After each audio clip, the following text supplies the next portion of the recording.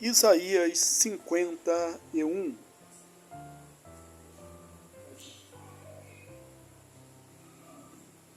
A palavra de Deus, irmãos, nos diz assim: ouvi-me vós, os que procurais a justiça, os que buscais o Senhor, olhai para a rocha de que fostes cortados, e para a caverna do poço de que fostes cavados.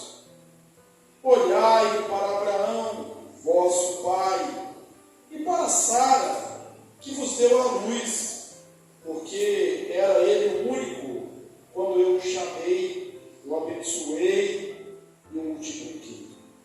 Porque o Senhor tem piedade de Sião,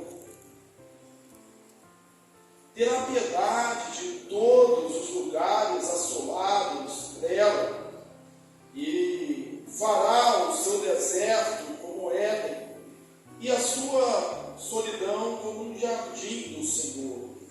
Regozijo e alegria se acharão dela, ações de graças e som de júbilo. Atendei-me, povo meu, e escutai, nação minha, porque de mim sairá a lei, e estabelecerei o meu direito como a luz dos povos.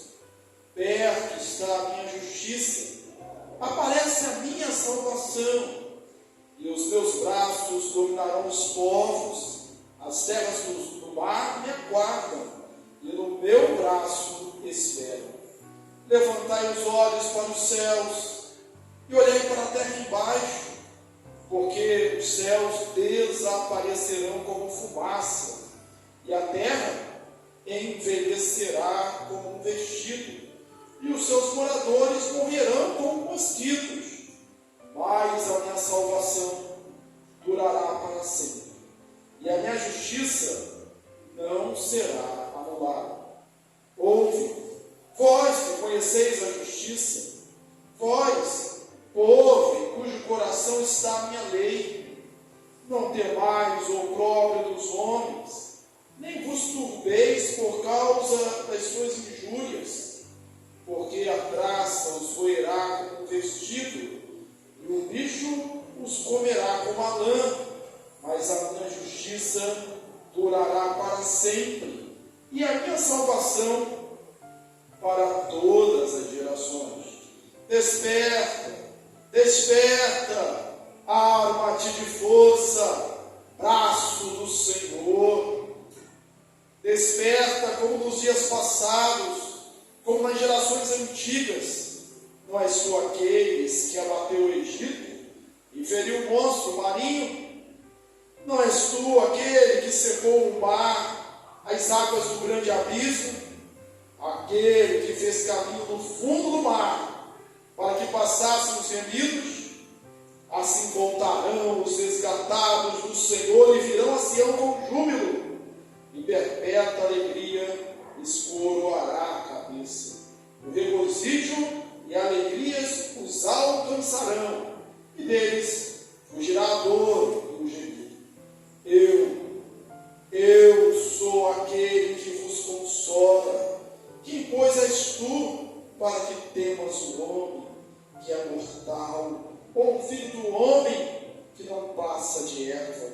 Quem és tu para que te esqueças do Senhor que te criou, que estendeu os céus, que fundou a terra, e temes continuamente todo o furor do tirano, que se prepara para destruir? Onde está o furor do tirano? O exilado cativo depressa será libertado.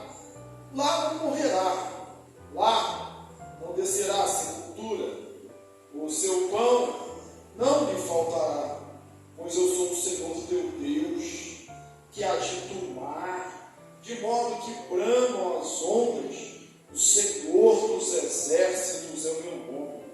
Ponho a minha palavra na tua boca, e te protejo com a sombra da minha mão, para que eu estenda novos céus, funde nova terra, e diga a Sião: tu és o meu povo.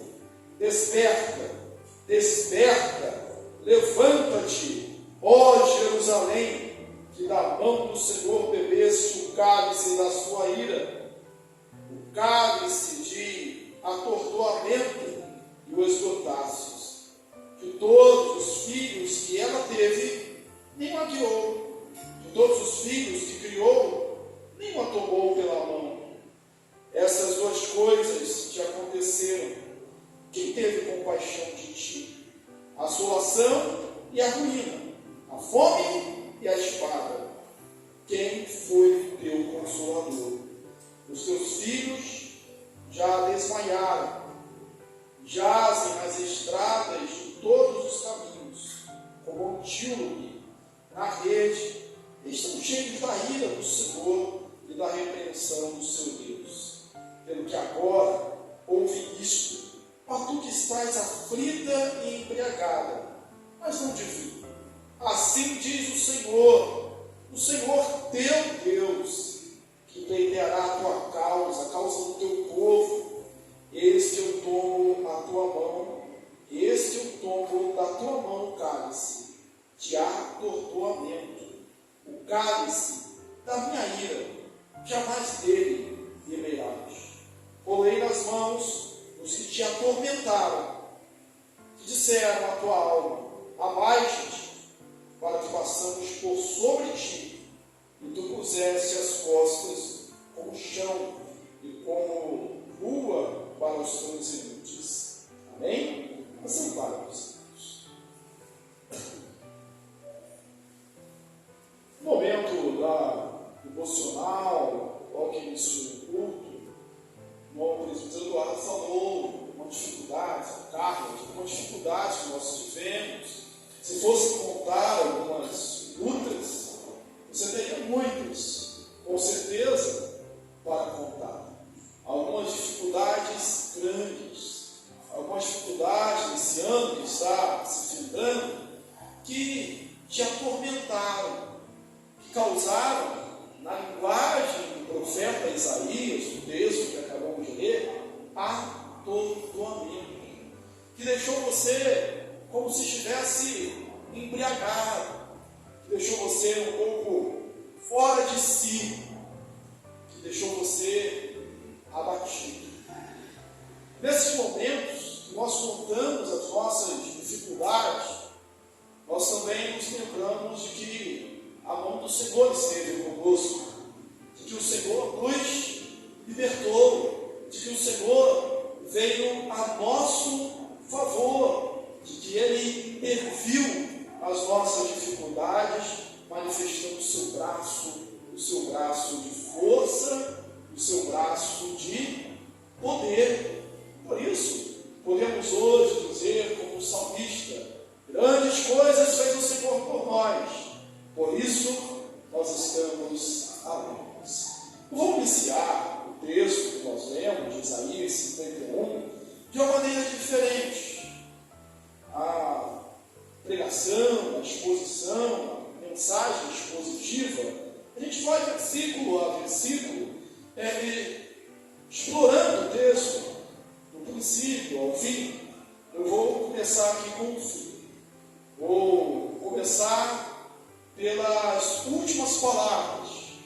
Quando Deus fala que vai tirar o cálice da ira da mão do seu povo, para que ele não beba, e aqueles que disseram, aqueles que fizeram de você, ou quiseram fazer de você como um chão, uma estrada, um tapete para ser pisado, eles sofrerão este dano, este mal. O texto que nós lemos lá no finalzinho vai dizer assim: assim diz o Senhor teu Deus, o Senhor que pleiteará a tua causa, eis que eu tomo da tua mão o cálice de atordoamento, o cálice da minha ira, jamais dele beberás.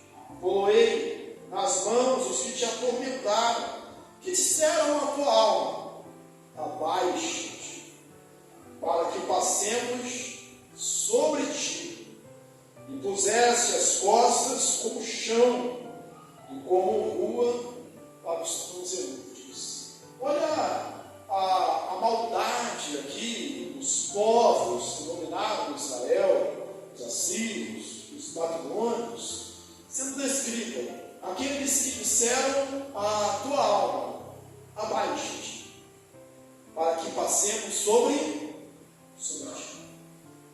Outra maneira de falar seria: eu quero pisar em você, eu quero te humilhar, eu quero fazer você passar vergonha. Conta-se que Saul, rei da Pérsia, quando ele venceu, levou alguns cativos de Roma, ele levou o imperador Valerianos, e ele, para humilhar esse rei, esse imperador romano, ele, quando ia subir no seu cavalo, ele mandava esse imperador prisioneiro ficar de quatro, perto do cavalo, para ele poder pisar e subir. Simplesmente uma forma de humilhar, não que ele precisasse disso, mas era para humilhar.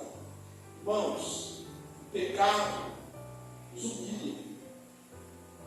O afastamento de Deus nos humilha. Algumas circunstâncias da vida, ainda que não sejam permeadas ou causadas pelo pecado, nos humilham.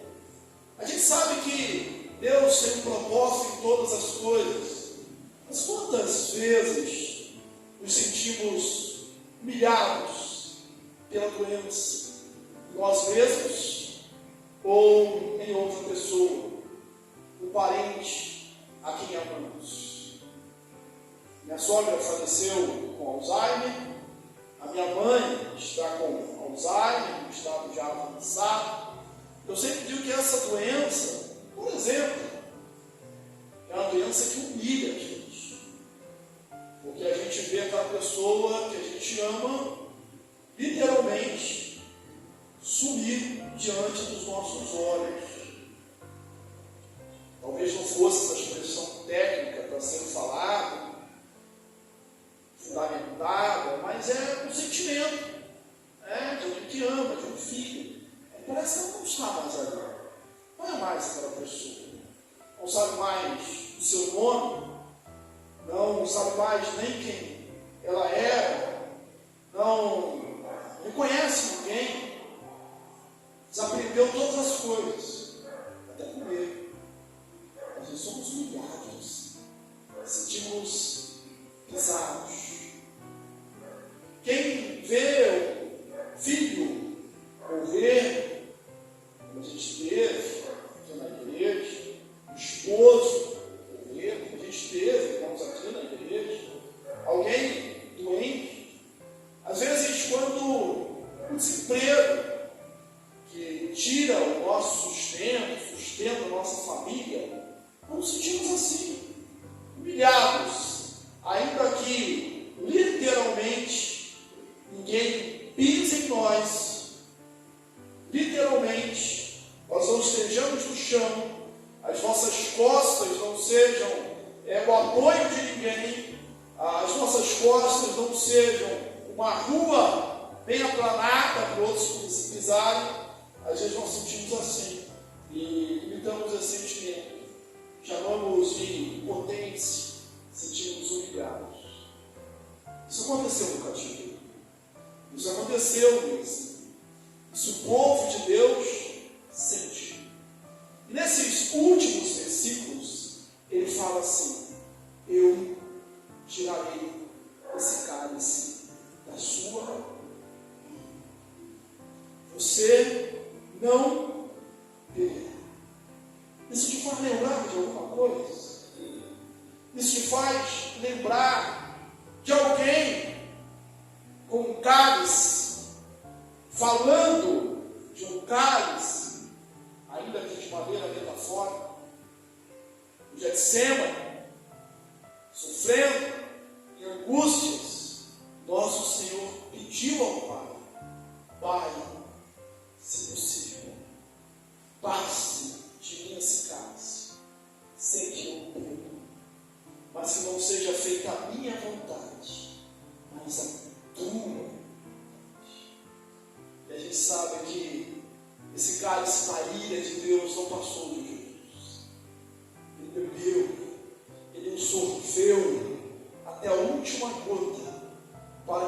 pudéssemos ser perdoados dos nossos pecados. Ele sofreu a máxima humilhação, morrendo morte de cruz, para que nós não precisássemos mais sermos humilhados. Ele sofreu a afronta que era minha, a afronta que era sua, para que você não precisasse beber mais esse cálice. Isaías, capítulo 40, versículo 1, o profeta diz assim: consolai o meu povo, diz o vosso Deus. Diga que já passou o tempo da sua milícia, que ele recebeu em dobro da mão do Senhor. Consolai meu povo. Essa palavra de Isaías 51 é uma palavra de consolo, é uma palavra de alento para aqueles que buscam o Senhor. Ele não está falando para todos os exilados, mas ele está falando para um grupo de pessoas. Ouvi-me, e aí eu vou lá no começo agora, ouvi-me, vós que buscai a justiça, vós que buscais o Senhor. Vocês questionam onde está a justiça, onde está Deus, mesmo aí no exílio, mesmo aí no seu cativeiro. Existia aquele remanescente fiel lá. E aqui, nos nossos dias, Deus sempre tem um remanescente fiel. Então você que busca, que procura justiça, que diz: olha, por que essas coisas estão assim? Por que acontece comigo? Por que acontece na minha família? Por que logo comigo? E às vezes, no nosso questionamento, a gente começa a relumbrar algumas coisas, perdemos mesmo uma razão, um senso, pecamos, às vezes contra Deus, contra a sua soberania. E estamos procurando a justiça, estamos buscando o Senhor, estamos procurando Deus. E ele fala: olha para Abraão, olha para a pedra de onde você foi tirado, olha para a pedreira de onde você foi tirado, olha para o poço de onde você foi tirado, olha para a Sara. Você lembra da sua origem, sendo ele único, ele era um só. Quem era Abraão e Ur dos Caldeus? Quem era o casal Abraão e Sara? Um casal idoso, um casal velho, uma mulher estéril, que não prometia mais nada. Só que a promessa não era deles, a promessa era de Deus. Deus prometeu que deles faria uma grande nação. Você consegue perceber o paralelo que Deus, através do profeta Isaías, está traçando para a reflexão do povo? Vocês estão dizendo que vocês estão reduzidos a nada no cativeiro, que vocês estão limitados, humilhados, que nada mais pode ser feito, que é impossível ser restaurado. Lembra de onde você veio? Lembra que Abraão era um só. Eu fiz dele uma grande nação. Eu não posso fazer o remanescente de Israel uma nova, uma grande nação novamente. E aí Deus começa a lembrar a história. E lembra a história para lembrar os atos de intervenção dele. E assim, olhar para o céu. Olhar para o céu. Lá em Jó a gente vê que Deus é aquele Deus que se move os céus, que conta, que mede os oceanos nas conchas das suas mãos. O salmista também diz isso. Então, olha para o céu, olha para a terra. Eles serão desfeitos. Como a traça, serão comidos, serão destruídos. Olha para eles. Eles vão passar. Olha para a grandeza do universo. Ele vai passar. Pode lembrar de Jesus mais uma vez. Passará os céus e a terra, mas as minhas palavras passarão os céus e a terra, mas as minhas palavras não passarão. Olha para Deus, do Deus que tirou vocês, aquele que secou o mar para o povo passar em pé enxuto. Olha para Deus, que tirou o povo do cativeiro.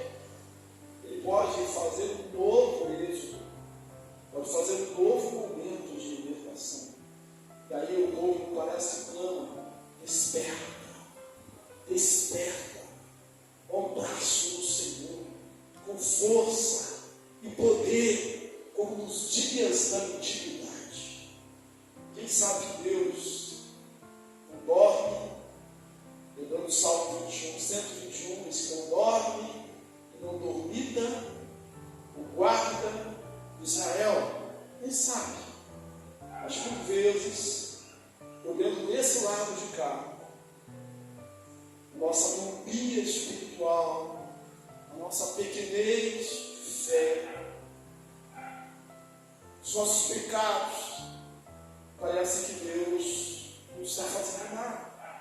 Parece que Deus está dormindo. E aí o povo clama, desperta, como nos dias do passado. Como abriste o mar vermelho, fizeste o povo passar de pé junto. Desperta. É como nós estivéssemos dizendo para Deus: Pai, faz de novo. Faz de novo. Faz de novo. Opera de novo os milagres que operaste no passado. Da mesma forma que abriste o mar vermelho para que o povo passasse bem enxuto, abre esse mar de problemas, de dificuldades, para que eu também chegue do outro lado. Ó Senhor Jesus, como acalmasse a tempestade, para que o barco chegasse do outro lado em tranquilidade. Acalma as tempestades da minha vida, como ressuscitaste no passado. Ressuscita hoje, ressuscita os nossos sonhos, os nossos planos. Faça isso, desperta, desperta. E o texto, irmãos, é rico, e por isso eu gosto de ler o capítulo inteiro.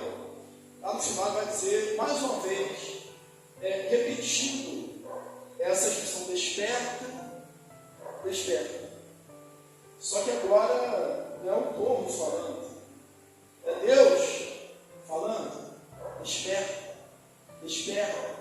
Você está bebendo aí do cálice da ira do Senhor? Eu vou tirar esse cálice da sua mão. Mas não é para você, você não vai beber esse cálice. Lendo aqui com os olhos do Novo Testamento, a gente sabe que Jesus já bebeu esse cálice. Essa ira, desperta você também. Desperta. Lembra de Efésios, capítulo 5? Desperta, ó tu que dormes. Levanta-te de entre os mortos, e Cristo te iluminará. Não é o nosso Deus, irmãos, que está dormindo. Somos nós que por vezes estamos dormindo. Não somos nós que temos que dizer para Ele: desperta, desperta, braço do Senhor. Nós é que precisamos ouvir: desperta, tu que dormes, levanta-te dentre os mortos, e Cristo te iluminará. Eu sou aquele que põe a palavra na sua boca, nos seus lábios. Sou o que te protejo com a sombra das minhas mãos. E aí ele pergunta: mas quem és tu? Quem é isso? Você pode procurar no texto, diz assim: quem és tu? Que temes o opressor. Quem és tu? Que temes o opressor. E depois ele pergunta: onde está o opressor? Quem és tu que te esqueces do teu Criador, que fez todas as coisas que você? Quem é você que se preocupa com o opressor? Você já se preocupou com o opressor? Com homens, figuras humanas, com personalidades humanas? Já se preocupou? Para que você está se preocupando com isso? Deus é o Deus que move o coração dos reis. Deus é o Deus que tem todos em tuas mãos. É como se ele perguntasse aqui: onde está Senaqueribe, o rei da Síria? Onde está Nabucodonosor, da Babilônia? Foi aniquilado pelo imperador Ciro da Pérsia. Onde está? E a gente que tem uma caminhada histórica mais longa, A gente podia perguntar: onde estão os Césares? Onde está Nero? Onde estão os grandes homens que oprimiram e perseguiram a igreja durante séculos? Cadê eles? Quem é que se lembra deles? Passarão os céus e a terra, mas as minhas palavras não passarão. A igreja permanecerá de pé. As portas do inferno não prevalecerão contra ela. Aquele que está edificado sobre a rocha, lembrando dos fundamentos de Mateus 7, vai chover, vai soprar os ventos, irão transbordar os rios, vão bater com ímpeto contra ela, mas ela vai permanecer de pé, porque está edificada sobre a rocha. Quem és tu que te esqueces do teu Criador? Nós criamos o hábito aqui, um bom hábito, de recitar na escola dominical o credo apostólico. Eu sei que você sabe de cor, mas não vamos recitar todo, mas apenas a primeira parte assim: creio em Deus Pai, Todo-Poderoso, Criador dos céus e da terra. Deus que nós cremos não é um Deus mais ou menos, não é um Deus que pode umas coisas e não pode outras, não é um Deus que pode nos dias e nos outros dias não, que pode nos períodos e em outros períodos não, que pode de dia e não pode de noite, ou vice-versa. O nosso Deus é o Deus Todo-Poderoso, Criador dos céus e da terra. Você olha o universo, as obras das mãos de Deus, com toda a complexidade que há no macro-universo, e se você olhar para o micro-universo, no telescópio, no microscópio, você vai ver a complexidade dele, você vai lembrar que Deus criou todas essas coisas. O Deus que trouxe ordem ao caos.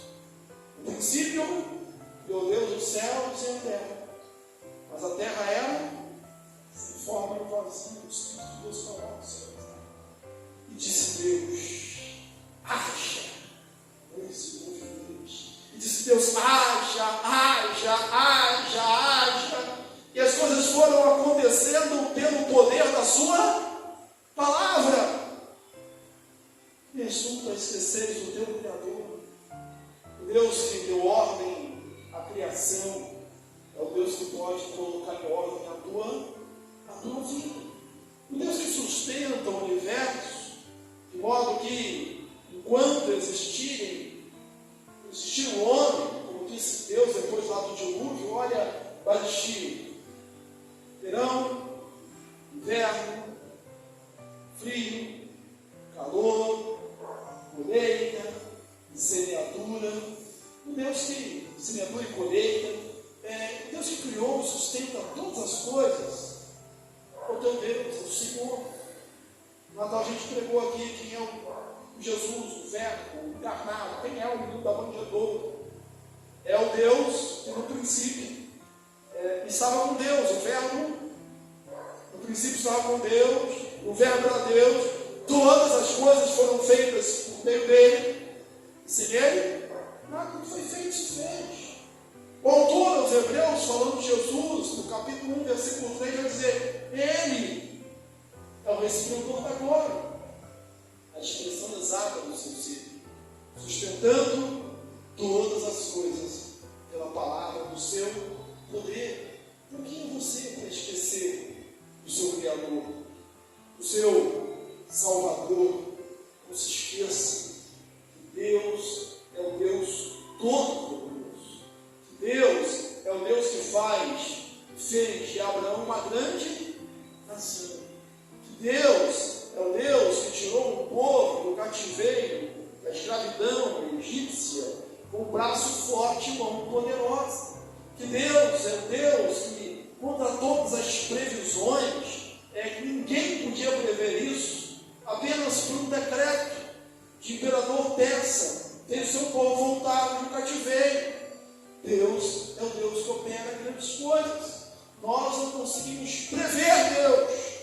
Nós não conseguimos limitar Deus. O nosso Deus é ilimitado. Ele age. Mas da mesma forma que ele pergunta: quem é você? Que teme o opressor? Não está no opressor.